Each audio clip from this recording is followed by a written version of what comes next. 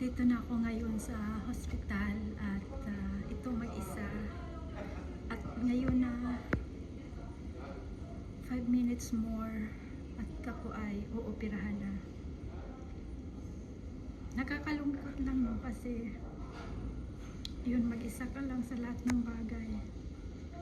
Pati operasyon, walang kahit sino. Walang nakukuhang kahit anong support. So ito po, hospital. Ito po ako ngayon. Dito na ako ngayon. At dahil nga mag-isa tayo sa buhay at mag-isa ko itong ginagawa for 10 years. So, 3 hours before the operation. So, kailangan ko munang magluto. Itong niluluto kong karne at pagka kanin ay dadalhin ng anak ko mamaya pag bisita niya sa akin mamaya. Of course, nagluluto din ako ng breakfast ng anak ko dito sa oven. So, naawa lang ako sa anak ko. Iniisip ko palang naawa na ako sa anak ko kasi nga pupunta siya sa school, uwi siya mga 11 kasi bibisita siya sa akin. So, ito nga pala ang ginawa ko sa banana peels. Ininit ko at yung tubig, ilalagay ko sa plants ko. Tingnan nyo, ang dami ko pang inaayos 3 hours before ako the operation. Then after nito, mag-take na din ako ng bus maya-maya. At dahil naintindihan naman ng anak ko na operahan ng inay ngayon, kaya iiwan ko siya 1 hour and 30 minutes before siya pupunta sa school. So ngayon kumakain po siya dyan. Kumakain na siya ng breakfast kasi natapos ko na yung breakfast niyang garlic bread. Yan po yung breakfast niya. Sobrang gustong-gusto niya yan.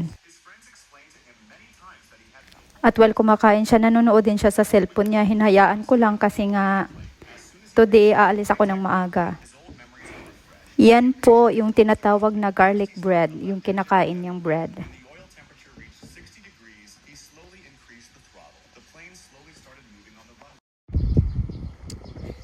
Ito na mga pangga. Ito na yung paghuhukom.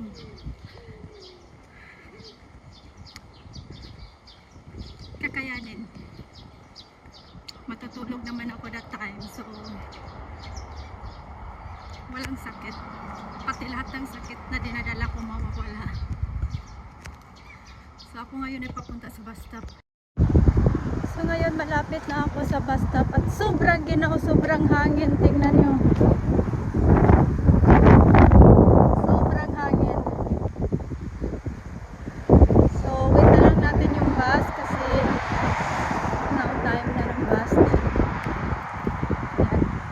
So, ito na yung bus mga pangga. Dito na pa tayo sa bus stop mga pangga.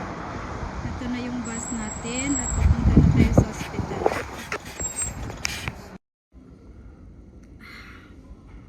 Ayaw kong umiyak kasi ayaw kong i-cancel nila yung operasyon. Ayaw ko kasi mag-alala sila sa akin.